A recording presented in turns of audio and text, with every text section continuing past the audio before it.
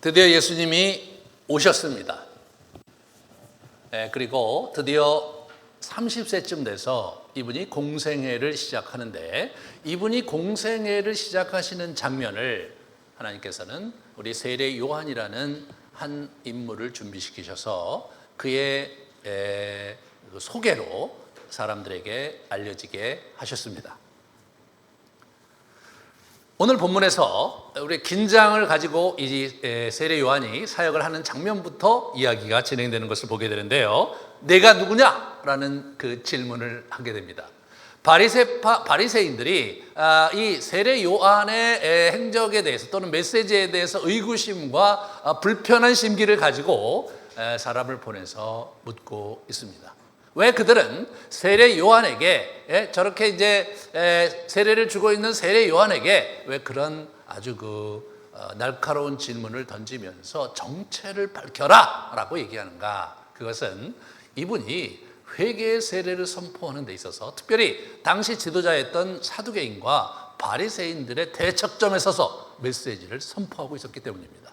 우리 마태복음에 있는 본문을 같이 보면 많은 바리새인과 사두개인들이 세례 베푸는 데를 오는 것을 보고 이르되, 여러분 이 바리새인과 사두개인들도 우리 세례 요한에게 세례를 받으러 왔어요. 그러니까 그런 면에서 이분이 참 환영해야 되잖아요. 그런데 격려의 메시지를 받보다는 독사의 자식들아, 누가 너희를 가르쳐 임박한 진노를 피하라 하더냐라고 이야기를 한 거예요. 독사의 자식들아, 예수님께서 얘기하신 거잖아요. 이분이요,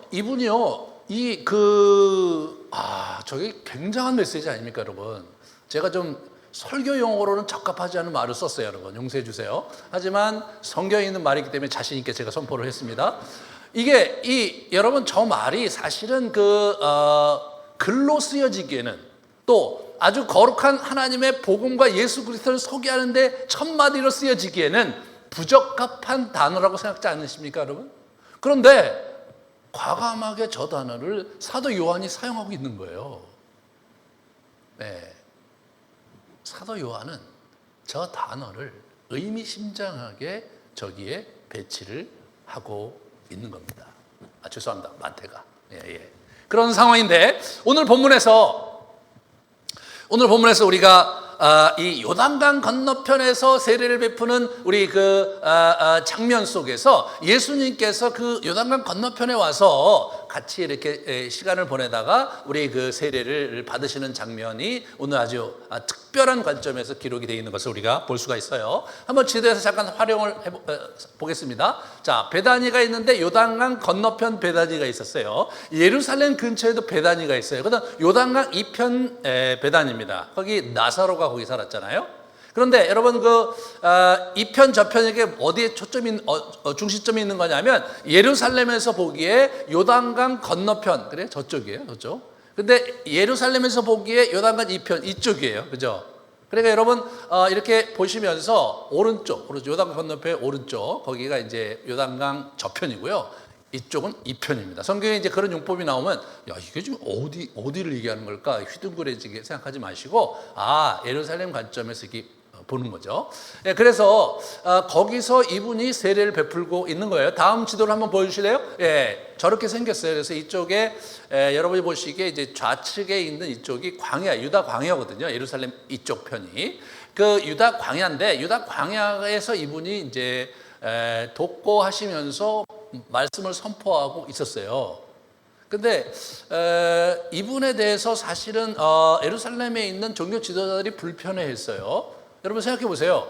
그냥 이게 예루살렘 한 복판에서 성전 곁에서 선포한 게 아니라 저쪽에 광야에 가서 한 거예요. 우리로 얘기하면 저쪽 으슥한 저쪽 산골짜기에서 강원도 외진 곳에 가서 이분이 거기서 칩거하면서 기도하면서 설교를 했는데, 그게 예루살렘에 있는 사람들을 불편하게 했고, 또 예루살렘에 있는 또 유다에 있는 많은 사람들이 그 사람의 메시지를 들어갔고, 그 사람이 세례를 받을 때 거기서 세례를 받은 거예요. 이게 어떻게 이런 일이 가능한가? 당시에 한 300여 명, 요세푸스의 300여 명의 그 에세네파에 기도하는 수도자들이, 유대교 수도자들이죠. 수도자들이 광야에 혼자 독고하면서 수련하고 기도하는 무리들이 있었다는 거예요. 그 중에 아주 대표적이고 유력한 한 지도자가 누구였냐면 세례 요한이었던 거예요. 요즘으로 얘기하면 그러니까 뭐 저쪽에 산 기슭에 이렇게 기도원을 마련하시고 그리고 거기서 기도처를 마련하고 그리고 집회를 인도하고 복음을 전하는데 많은 성도들이 거기를 많이 가서 그분의 영향력을 받고 오는 거죠. 오는 거예요. 그런 분위기에 있었다는 것을 여러분 생각을 하셔야 돼요. 그리고 이분은요, 사가랴의 아들이에요. 제사장의 아들이거든요. 예. 그런데 이분은 모든 계층에서 지지와 그리고 존경을 받았어요. 예수님과는 완전히 달라요. 예수님은 나사렛에 있는 촌동네에서 오는 유다 청년이었거든요. 유다 지파 청년이었어요. 그러니까 사실은 예루살렘에 있는 종교 지도자들이 마구마구 무시했어요. 아니 뭐 나사렛에 무슨 선한 게 날 수 있느냐 하고 예수님을 마구 무시했거든요. 하지만 사가랴는 제사장이었기 때문에 무시할 수가 없었어요. 이분은요, 성골인 거예요, 성골. 네. 여러분, 이제 제사장 그룹에 있어서 성경은 좀 긴장을 갖고 있어요. 좀 부정적인 측면으로 제사장들의 역할에 대해서 비난과 또는 비평을 갖고 있는데 조심해야 될 것은 제사장 계층이 두 계층이 있었어요. 사두개인들로 지칭되는 이 대제사장 라인에 있는 제사장들이 있었는데 이분들은 귀족이었어요. 이분들은 실제로 굉장히 부유하게 살았고 정치적인 영향력을 갖고 사회 지도층 인사였어요. 하지만 이 사두개 계층이 아닌 일반 이 제사장들은 사실은 지방에서 아주 가난하게 살았습니다. 네, 실제로 느헤미야서에 보면 이분들이 이제 그 성전에 11조가 거치지 않고 굉장히 성전이 어려워지니까 이 제사장, 가난한 제사장들이 결국 성전을 떠나서 흩어져서 자기 고향으로 돌아갑니다. 왜? 먹고 살아야 되기 때문에. 그만큼 먹고 사는 일에 긴장이 있었던 가난한 제사장이 있었어요. 그런데 이 사가랴가 그 가난한 제사장이었고요. 그 가난한 제사장의 아들로 태어난 인물이 세례 요한이었습니다. 이분이 그 쿰란 공동체의 일원으로 활동했던 것을 학자들이 추측을 해요. 어찌됐든 간에 이분은 광야에서 엘리야의 복장을 하고 거기서 기도 생활하면서 옳은 사람에게 회개의 메시지를 선포했는데 그 광야에서 외치는 그 회개의 메시지가 예루살렘 전체를 뒤흔들 만큼 대단한 영향을 갖고 있었던 그런 하나님의 사람이었습니다. 그런데 이분이 회개의 세례를 이렇게 전파를 하자 이분들이 좀 얘기를 하는 거죠. 그래서 뭐냐면 도대체 당신은 왜 세례를 주느냐 그런 얘기를 하고 있어요. 여러분 이제 저와 여러분은 뭐 세례가 이미 기독교의 그 성례로 들어왔기 때문에 자연스럽지만 그 당시에는 세례가 두 가지가 있었어요. 하나는 하나의 그 특별한 종파로 들어올 때 허입될 때 통과 의례로 세례를 줬고요. 또 하나는 뭐냐면 이제 쿰란 공동체처럼 정결 의식을 갖고 모임에 참석하거나 또는 쿰란 공동체는 식탁 교제를 굉장히 중요하게 여겼어요. 식탁에 참여하기 전에 저쪽에 가서 이제 몸을 씻고 올라와서 식탁 교제에 참여할 때 세례를 베풀었습니다. 세례를 이렇게 했습니다. 이렇게 물로 씻었다. 그러니까 그런 두 가지 종류의 세례가 있었지만 이분은 뭘 얘기하는 거냐면 회개의 세례를 얘기하는 회개. 이 회개에 합당한 열매를 맺어라. 회개하라! 라는 메시지를 전하면서 그 회개를 결단하는 통과 의례로 세례를 주었던 거예요. 그러니까 이것은 역사에 없는 것이었어요. 이것은 이 세례 요한이 독특하게 고안해서 한 것이었어요. 그러니까 바리새파 사람들을 또 이 사두개인들이 볼 때는 이분이 좀 이단아처럼 느껴지는 거예요. 하지만 조심스러웠던 게 뭐냐면 이분은 성골이거든요. 이분은 제사장 라인의 그 자손이란 말이에요. 거기다가 굉장히 많은 유대인들이 그를 강력하게 지지하고 그의 메시지를 청종하고 있었기 때문에 쉽사리 그를 체포하거나 쉽사리 그를 해할 수가 없었습니다. 예수님은 그렇지 않았어요. 이분이 그런 위치에 있었던 분이죠. 그런데 오늘 본문에서 보면 내가 누구냐라는 그 질문을 이분들이 두 번이나 해요. 내가 누구냐? 이분이 자기의 존재감이 아주 분명한 인물이었던 것을 우리가 보게 되는데요. 그분 나는 뭐예요? 엘리야도 아니고 선지자도 아니다. 나는 엘리야도 아니고 선지자도 아니다. 그럼 넌 누구냐? 나는 광야에서 외치는 자의 소리다. 이사야가 말했던 광야에서 외치는 자의 소리다. 나는 그저 메신저일 뿐이다. 나는 그저 스피커일 뿐이다. 아주 의미심장한 메시지를 자기의 존재가 어떤 존재이고 정체성이 뭔지에 대해서 분명하게 언급하는 거죠. 그러면 내가 왜 광야에서 외치고 있느냐? 나는 물로 세례를 주지만 내 뒤에 오시는 일을 내가 준비하기 위해서 그런 거다라고 얘기하시면서 메시아의 길을 예비하는 자로서 내 역할을 하고 있다라고 그들에게 얘기를 하고 계십니다. 오늘 본문에서 제가 주목하고자 하는 것은 이 장면, 이 세례 요한이 처음으로 예수님을 맞닥뜨리고 그리고 거기서 예수님을 증언하는 이 장면이 상당히 드라마틱하게 그려지고 있다는 것입니다. 같이 한번 보겠어요. 예수님을 이렇게 오시면서 이렇게 보는데 뭐예요? 세상 죄를 지고 가는 하나님의 어린 양이다라고 첫 마디가 그거예요. 세상 죄를 지고 가는 어린 양이다. 그렇게 얘기하는 거예요. 아주 굉장히 시각이 독특하죠. 이분은 인류의 죄를 감당하기 위해서 이 땅에 오셨다 이거예요. 내 뒤에 오시는 이가 있다고 했는데 바로 저분이다. 그런데 이분이 강조하는 게 있어요. 뭐가 있냐면 나도 그를 알지 못했다. 예? 나도 그를 알지 못했다를 두 번이나 강조해요. 나도 몰랐다. 근데 실제로는요. 이게 외사촌지간이세요. 우리 이분의 어머니 엘리사벳과 예수님의 어머니 마리아가 사촌지간이었거든요. 그러니까 누가복음 앞부분에 보면 이 세례 요한이 뱃속에 있을 때 우리 마리아가 오는 곳을 막 배에서 뛰노는 그런 얘기가 나오잖아요.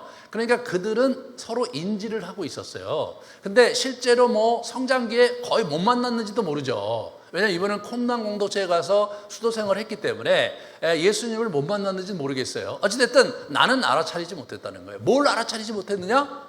그분이 바로 하나님의 아들, 하나님의 어린 양인 것을 알아차리지 못했다.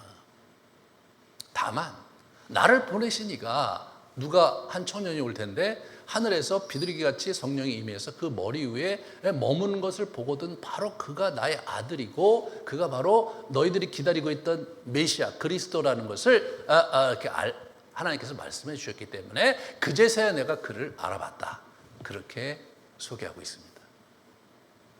여러분 잘 생각해 보세요. 이 표현이 갖고 있는 의미, 왜 이분은 나는 몰랐다, 나도 몰랐다라고 얘기하는 이유가 뭘까? 그리고 그 얘기를 우리 사도 요한이 그 얘기를 거기다가 그렇게 기록하는 이유가 뭘까에 대해서 생각을 해보셔야 돼요.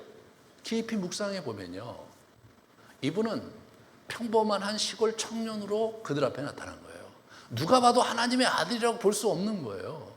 누가 봐도 굉장히 영적인 어떤 감흥이 있고 영적인 분위기가 철철 넘치는 그런 분으로 도저히 기대가 안 되고 예상이 안 되는 그런 아주 평범하고 소탈한 시골 청년으로 그 앞에 온 거예요. 사도 요한도 예수님을 쫓아다녔지만 예수님의 진면목을 아는데 오랜 시간이 걸렸어요. 사도들도 예수님 돌아가시는 그날 예수님이 갑자기 이상한 분으로 낯설어져 갖고 도망가고 말이에요. 그죠? 만찬석상에서 계속 딴짓하고 예수님 부활했음에도 불구하고 요한복음 21장에 보면 그들이 가서 고기 잡고 있고 왜? 알 것 같지만 이게 잘 이렇게 안 다가오는 3년 동안이나 같이 지냈는데 하나님의 아들이라고 받아들이기에는 뭔가 석연치 않은 구석이 있었다는 거죠. 그 얘기를 하는 거예요. 저는 이런 생각이 들었어요. 묵상하면서 사도 요한도 그 얘기를 나도 잘 몰랐다. 쫓아다니면서도 잘 몰랐다. 구약의 선지자들은요, 하나님의 영감을 갖고 기사와 이적을 행하면서 막 이렇게 대단한 후광을 갖고 살았던 거예요. 하지만 예수님은 사실은 뭐 능력을 행한 것은 이 다음이고 사실은 예수님은 아주 소박한 한 청년으로 우리 곁에 오신 분이었습니다. 저분이 하나님의 아들이고 저분이 온 인류의 죄를 위해서 이 땅에 오신 분이라고 여겨지지 않을 정도로 소박한, 네, 우리 동네에 있는 축구 잘하는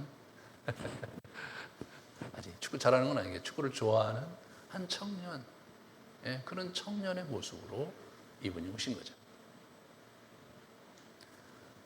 생각하면 생각할수록, 묵상하면 묵상할수록 깊은 맛이 거기에 있습니다. 여기서 우리는 다른 예수 세례 기사와 좀 다른 거를 우리가 좀 주목을 해요. 첫 번째, 예수님 세례받는 장면 자체가 묘사되어 있지 않아요. 34절에 보면 이분이 바로 하나님의 아들이다, 그런 얘기를 누구 입을 통해서 얘기합니까? 이 세례 요한의 입을 통해서 얘기해요. 마태, 마가, 누가는 이 하늘에서 소리가 있었다 얘기해요. 하나님에서 이는 내 사랑하는 아들이다라는 소리를 들은 거예요. 누구를 통해서 알았을까요? 세례 요한이 했으니까 알았겠죠. 그러니까 세례 요한의 입을 통해서 이분이 바로 하나님의 아들이라는 얘기를 그렇게 담담하게 기록하지, 뭐 하늘에서 음성이 들렸다 이런 얘기가 빠져 있어요. 그리고 여러분, 세례를 받으러 오신 장면이기도 이것이, 근데 세례를 받는 그 장면이 빠져 있어요. 얼마 전에 제가 유아 세례를 여기서 베풀었는데, 유아 세례를 이제 이렇게 바깥에서 이제 우리 교회 유아 세례 이런 일이 있었어 이렇게 하는데, 유아 세례의 가장 중요한 정점은 어디 있습니까? 제가 그 성부 성자의 이름으로 성수를 그 아이의 머리에 뿌리면서 세례를 베푸는 그 장면이 가장 핵심이잖아요. 예? 그 핵심을 빠뜨렸어요. 이게 정말 우리가 생각을 해봐야 되는 거예요. 오늘 29절부터 33절의 이 드라마틱한 증언은 복음서에 없어요. 복음서에 없어요.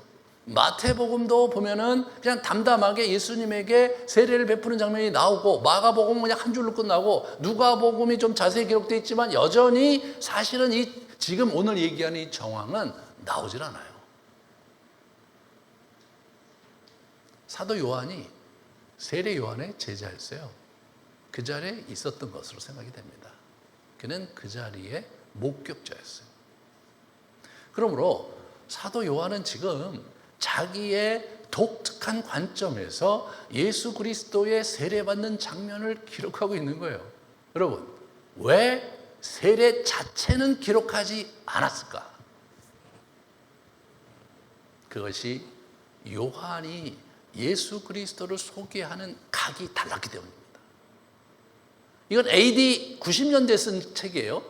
공관복음은 AD 60년대에 쓴 책입니다. 그죠? 그래서 이분은 지금 90년대 말 소아시아의 수도 에베소에서 이걸 읽는 거예요. 소아시아, 지금의 터키예요. 터키. 그리스 앞바다의 터키 그 지역이거든요. 70년 유대전쟁으로 성경이 파괴된 지 25년이 넘게 지난 거예요. 많은 유대인들이 예루살렘을 떠나 흩어졌어요. 여기저기 유민으로 흩어졌는데, 로마 전역에 특별히 당시에 로마 제국 중에 가장 번성하고 부유한 지역이었던 이 소아시아 지역에 가장 많은 유대인들이 갔대요. 거기에 유대인 정착촌이 이미 페르시아 때부터 잘 자리 잡고 있었거든요. 당시 중국과 이 교역이 일어난 거예요. 우리가 알고 있는 실크로드로. 그러니까 중국의 문물이, 무역이 그때 이쪽으로 흘러 들어온 거거든요. 중국이요, 당시에 가장 잘 사는 나라예요. 18세기에 무너지기, 청나라 말기 전까지는 전 세계에서 GDP가 가장 높고, 그리고 물자가 대단한, 여러분 그 그릇하며 종이하며 화약하며 이게 다 중국 거예요. 그러니까 어떻게 됩니까? 그 길목에 있는 소아시아, 그리고 이 에베소서가 굉장히 강한, 커다란 항구 도시였거든요. 그렇게 하고 거기서 물류가 어디로 가는 거예요? 물류가 로마로 가는 거예요. 그러니까 이 에베소가 번창할 수밖에 없었던 거예요. 소아시아가 번창할 수밖에 없었던 거예요. 당시 로마 제국에서 가장 잘 사는 지역이 바로 소아시아였어요. 거기 누가 있습니까? 그런 지역에 꼭 가 있는 놈들이 있죠. 유대인들. 예. 그때 그 바벨론 유민들 계속, 유대인들이 계속 그렇게 바벨론 금융업에, 이게 굉장히 결정적인 기여를 했던 유대인들이 글자를 알았잖아요. 그 당시 일반 사람들은 글자를 몰랐어요. 유대인들은 율법책 때문에 글자를 알았어요. 그러니까 이 페르시아의 바벨론과 페르시아의 무역의 핵심 역할을 이분들이 했고, 예, 그러면서 그 유럽을 그렇게 해서 지금 어떻게 돼요? 아니 지금 미국을 가서 그냥 금융권을 장악해갖고 지금 전 세계 금융을 좌지우지하고 있잖아요. 뭐 조지 소로스 이런 사람들 다 유대인들이에요, 여러분. 예.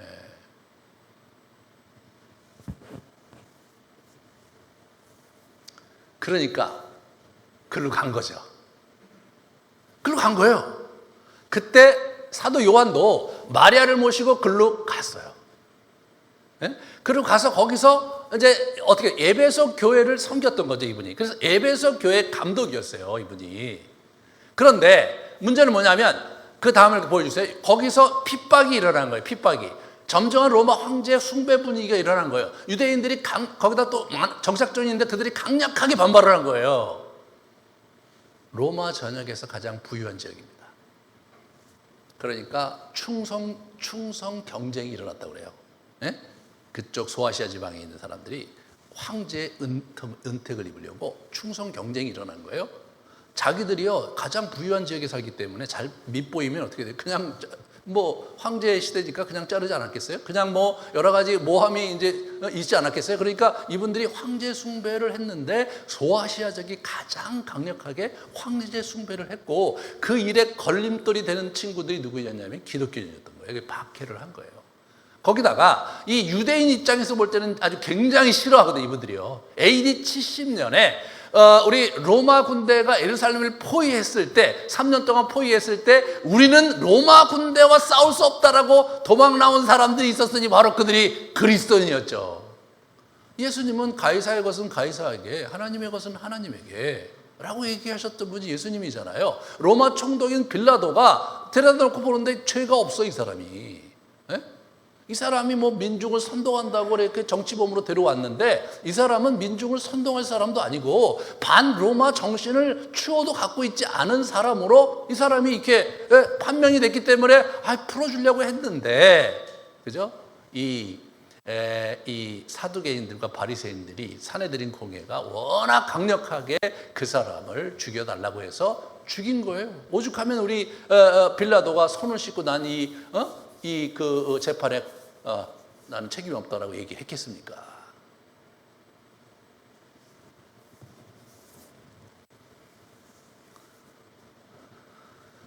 여러분, 이 반모섬에 이 사람이 귀향을 갔어요. 거기서 하나님의 계시를 받고 요한계시록을 쓴 다음에 지금 요한복음을 쓰고 있는 거예요. 근데 그 요한계시록에 보면 소아시아 7교회 쓴 서신이 요한계시록인데 그 계시록에 보면 뭐가 나옵니까? 유대 공동체가 강력하게 기독교인들을 핍박하는 이야기가 거기 나오거든요. 네, 그렇게 되는 거예요. 그러니까 지금 사도 요한은 그러한 황제 숭배로 인해서 핍박받는 상황과 유대 공동체 디아스포라 유대인들이 이제 와 있는데 자기도 그 중에 한 사람이잖아요. 거기에 들어와서 거기서 배척받고 있는 그 긴장 속에서 반모섬에 가서 귀향도 갔다가 와서 어떻게 됩니까? 이게 앞으로 전망이 불투명한 거예요. 네, 소아시아 교회 자체의 미래가 불투명하고 어둑칙칙한 그런 분위기인 거예요.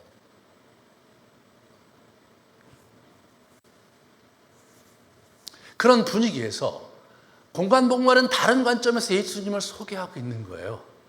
이 부분을 우리가 주목하려고 하는 거예요.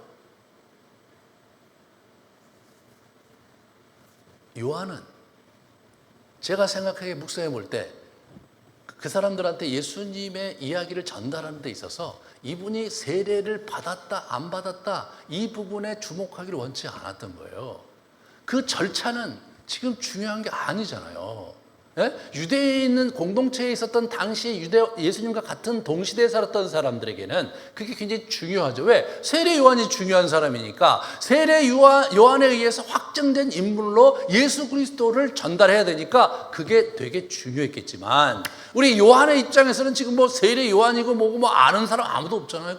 그 중요하지도 않잖아요. 지금 이번엔 무엇이 중요한가? 예수님이 세례를 받고 안 받고를 떠나서 그분이 어떤 존재로 이 땅에 오셨는지, 그분이 인류를 위해서 어떤 마음과 태도와 모습으로 이 땅에 오신 분인지를 조명하고 싶었던 거죠. 그겁니다, 여러분. 1장 1절서부터 18절까지 그 성육신에 대해서 얘기하는 거잖아요. 태초에 있었던 말씀이 육신이 돼서 이 땅에 오셨다. 예, 어둠 가운데 빛 대신 예수님을 알아보지 못했다. 그 얘기하고 있는 거예요. 그 얘기하면서 첫 번째 에피소드로 이 얘기가 지금 기록이 되고 있는 거예요. 제가 지금 무슨 얘기 하려고 하냐면요, 전혀 공간복음과는 전혀 다른 관점에서 예수님을 소개하는데, 그것은 뭐냐면 절차가 중요한 것이 아니라 그의 존재 양태와 그리고 그것을 맞이하는 사람들에게 어떤 모습으로 다가오셨는지가 더 중요하도록 이야기를 풀어가고 있다는 사실입니다.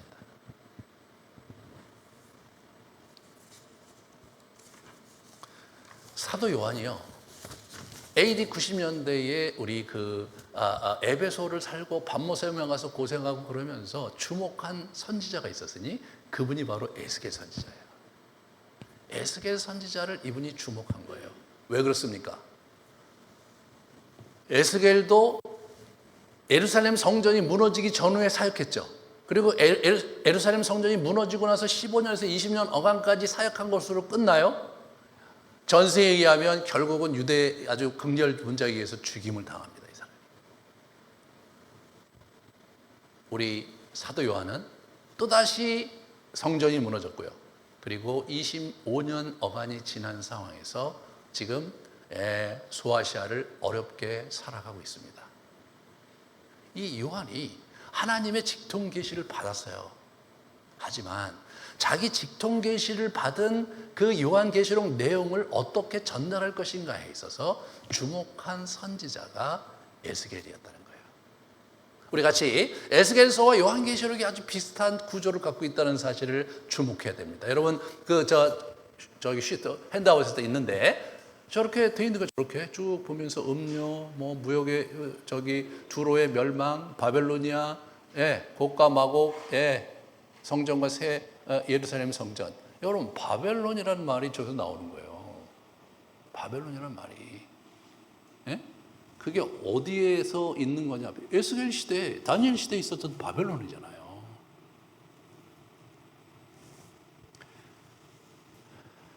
우리가 사도 요한을 우리가 잘 보고, 특별히 요한계시록을 처음에 대할 때, 어떻게 이게 무슨 말을 이렇게 쓰고 묵시가 왜 이렇게 어렵고, 이제 그런 마음을 처음에 들지만 저렇게 두 개를 비교해 놓고 보면 이분이 이 묵시를 전달하는데 굉장히 주의를 주고 재구성했다는 것을 알게 돼요.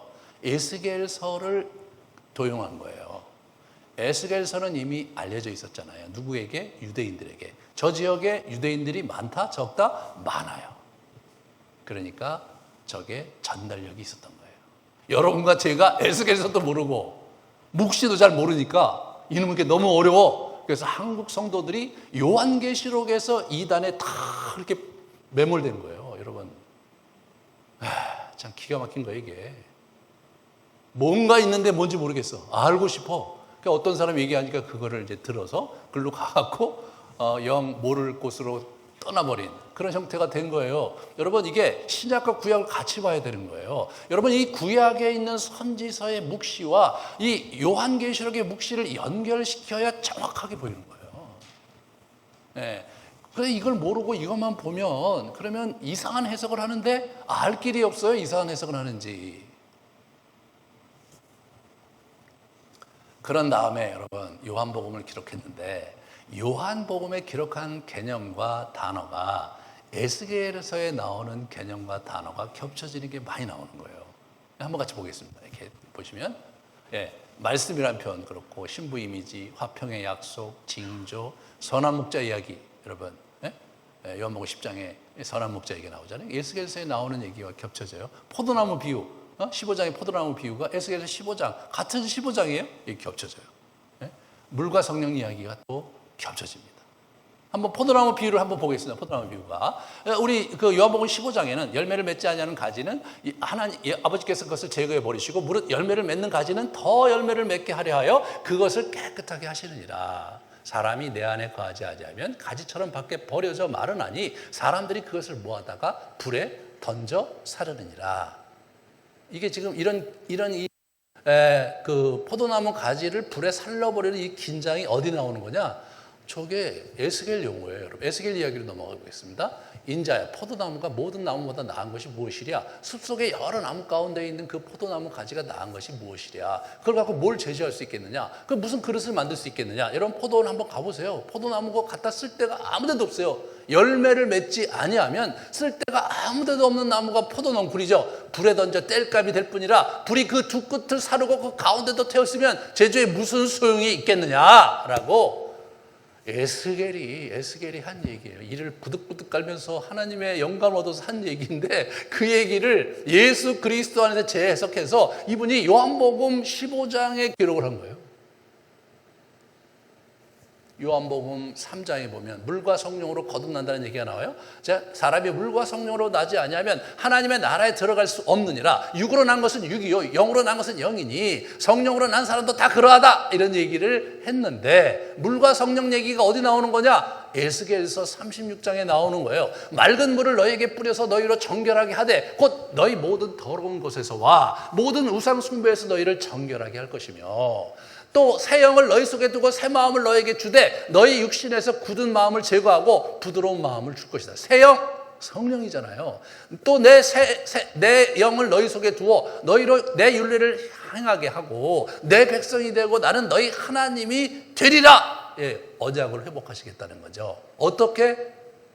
우리 마음에 새 영을 부어서. 그게 뭐예요? 그게 성령이죠. 연결이 되죠. 연결이 됩니다.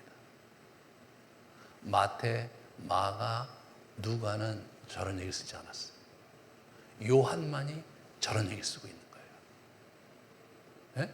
저런 얘기를 쓰고 있는 거예요. 포도나무 비유 얘기를 마태, 마가, 누가는 뭐 잠깐 나무 얘기는 나왔지만 무화과 나무도 얘기 나오고 열매 얘기는 나왔지만 저렇게 정면으로 에스겔서의 용어와 개념과 비유를 그대로 갖다 쓰진 않았어요. 여러분 이 작업에서 여러분과 제가 주목해야 될 것이 있어요. 그건 뭐냐? 사도 요한이 자기 시대 속에 자기 시대가 어두워지고 앞으로 교회의 앞날이 굉장히 전망이 잘 안 되고 밝지 않은 그 시점에서 이분이 고민하면서 그러면서 이분이 붙든 성경이 있었다는 거예요. 그것이 에스겔서라는 거예요. 네? 에스겔 시대에 에스겔이 무슨 고민을 하고 그리고 어떻게 하나님 말씀을 전하고 그리고 하나님의 마음은 또 어떤 것이었고 그리고 에스겔 시대에 하나님의 유대 백성들은 어떻게 에스겔과 대화했고 에스겔의 메시지를 거부했고 에스겔을 죽였는지에 대한 선명한 이해를 가지고 묵상하면서 하나님께 나아가고 자기가 늘 교제하고 만나는 예수 그리스도 안에서 그것을 이해하고 섭렵하고 있었다는 것이죠. 그래서 예수 그리스도 이야기에 에스겔서의 메시지와 그 그릇을 예수 그리스도 이야기를 거기다 담아서 그래서 당시에 소아시아 그리스도인들에게 남긴 책이 요한복음입니다.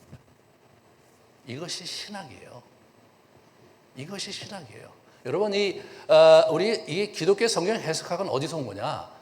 그것은 신약의 구약을 어떻게 이해하고 어떻게 해석했느냐에서 오는 거예요. 그러면 우리의 신학은 또 어디서 온 것이냐? 신약에 있는 하나님의 사람들, 사도들이 어떻게 구약의 본문을 가지고 예수 그리스도 안에서 우리의 영성과 우리의 삶의 지평과 우리가 어떻게 생각하고 어느 길로 가야 될지 그거를 우리가 정리한 이야기. 그것이 우리의 고유한 신학이었던 거예요. 후대에 서양 친구들이 거기가 일반 우리 그 철학적 사조와 시대 문화적 사조를 거기다가 이제 이렇게 들여와서 이거를 이제 이렇게 나름대로 이해를 한다고 거기다 번복을 해서 자유주의 신학이라든가 기타 여러 가지 불편한 신학을 만들어서 오늘날 사실은 그렇게 해서 유럽 교회가 망했지 않습니까? 망한 거예요.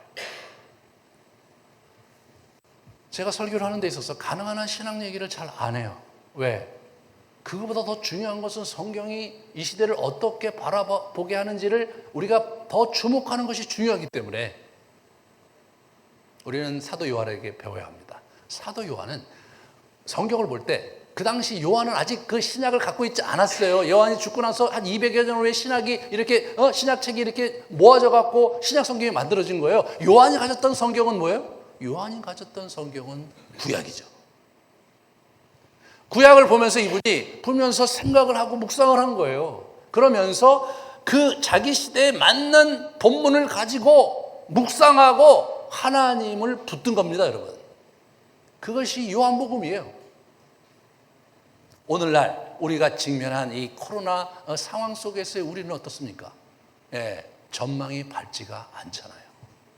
거기다가 한국교회가 이 코로나 상황 속에서 제가 누차 말씀드렸지만 혹독한 시련을 겪고 있고 수치와 모욕을 당하고 있는데 대책이 없습니다. 그렇다면 우리는 이 시대를 어떻게 살아가야 되겠는가? 좀 더 좁혀 말하면 이 시대를 성경의 어떤 본문을 우리가 끌어안고 하나님을 만나고 우리의 신앙생활을 해야 되겠는가? 그 부분에서 저는 요한복음이 참 중요한 책이다.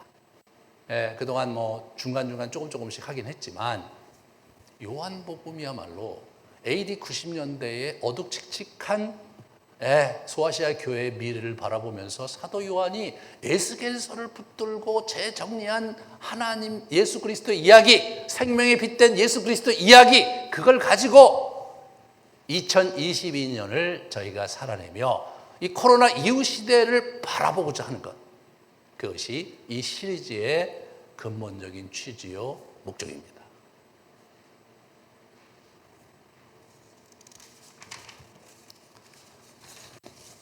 우리는 이 사도 요한이 이 에스겔서의 그 메시지의 답으로 예수님이 오셨다는 얘기를 기본적인 골격으로 해서 이야기를 써내려가고 있는 것을 우리가 보게 됩니다. 에스겔서 16장과 에스겔서 37장을 같이 보겠어요. 에스겔서 16장에 보면 내가 너의 어렸을 때에 너와 세운 언약을 기억하고 너와 영원한 언약을 세우리라.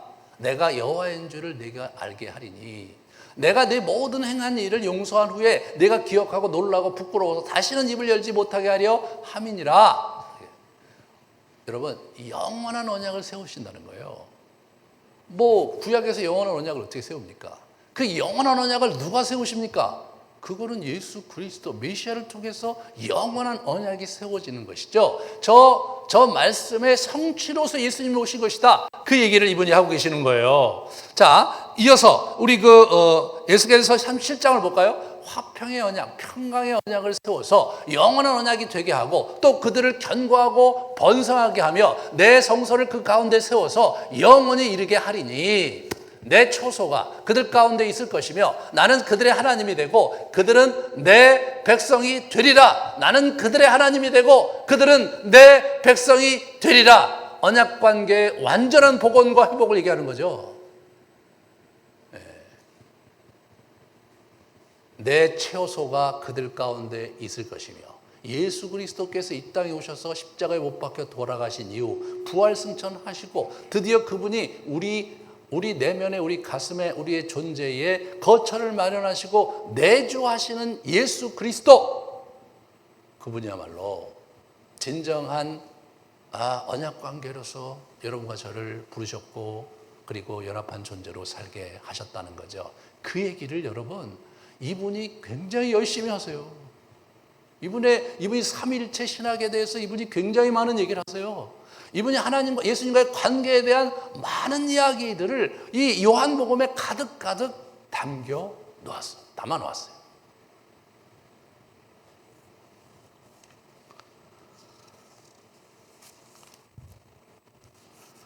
이분은 공관복음서와는 판약에 다른 시작, 그죠? 성육신의 의미를 얘기하고 있어요. 여러분, 마태복음은 뭘로 시작합니까? 아브라함의 후손으로 오신 예수 그리스도를 소개합니다. 마가복음은 뭘 소개합니까? 복음을 전하러 오신 예수를 선포하는 형태로 시작을 하십니다. 예수 그리스도의 복음의 시작이다. 누가복음은 어떻게 하십니까? 어떻게 시작합니까? 제사장 사가랴에게 나타나서 세례 요한을 오게 하고, 그리고 우리 그 엘리자벳과 그리고 또 이제 마리아를 통해서 예수 그리스도가 올 것을 얘기하고 천사가 가브리엘이 나타나서요.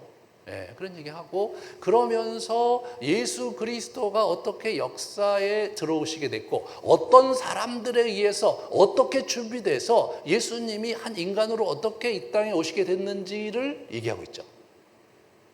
그죠? 그런데 요한복음은 완전히 다른 차원이죠. 네. 요한복음은 어둑칙칙하고 로마의 압제 속에서 많은 백성들이 도탄에 빠지고 종교 지도자들이 타락하고, 예, 그런 상황에 있을 때에 이분은 빛으로 오셨어요. 어둠을 비추셨어요. 생명으로 오셨습니다. 그 생명은 사람들의 빛이다. 이게 우리 요한복음 1장 4절 5절에 있는 말씀이에요. 이분은 소박하고 진솔하고 그리고 정감 아닌 유대인으로 이 땅에 오셨습니다.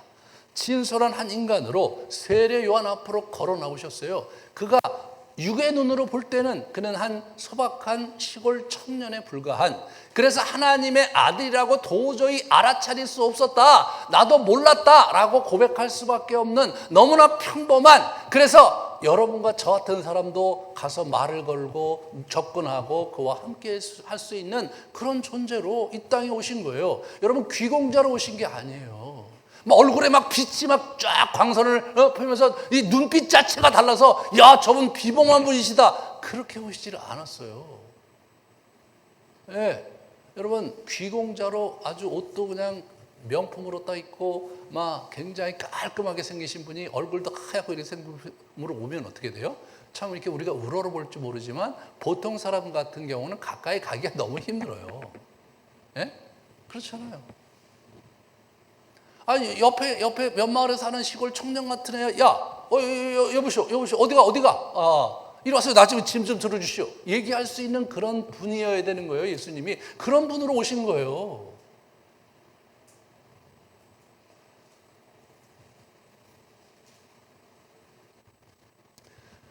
그분이요, 하나님의 아들인데 세상 죄를 지고 가는 하나님의 어린 양으로 오셨다고 우리 그 세례 요한이 고백하고 있어요.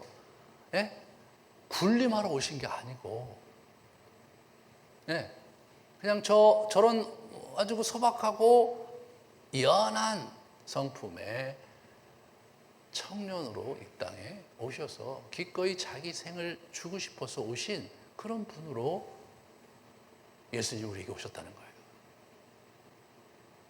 사도 요한이 만난 예수는 저런 분이었다는 거예요. 사도 요한이 만난 예수는 자기도 하나님의 아들일 것 같을 때가 있고 그렇지 않을 때가 있고 때때로 헷갈리는 우리 사도들 모두가 그래서 결국 마지막 날 다 도망갔던 그런 분이었다. 돌이켜보니까 그게 사랑이었다는 거죠.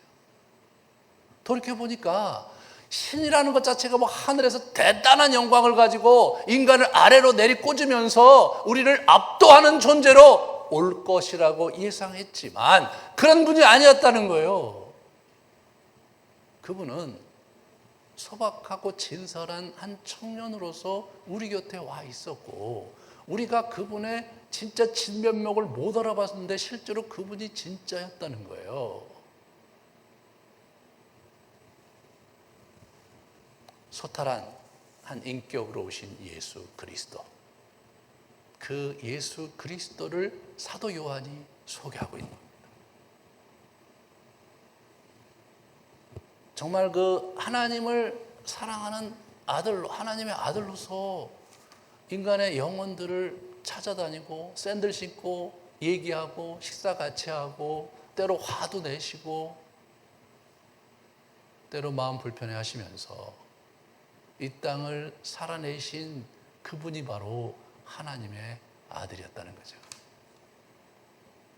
핍박 속에서 교회의 암담한 미래를 바라보면서 이 메시지가 위안이 될까요?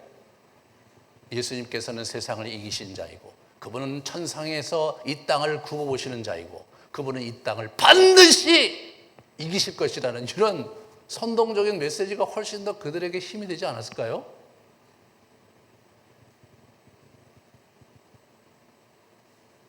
요한은 그렇게 생각하지 않은 겁니다. 우리의 돈은 그렇게 선동적이고 멋지고 뭔가 들으면 막 가슴이 뛰고 그런 휘황찬란한 외모를 가진 메시지가 아니라는 겁니다.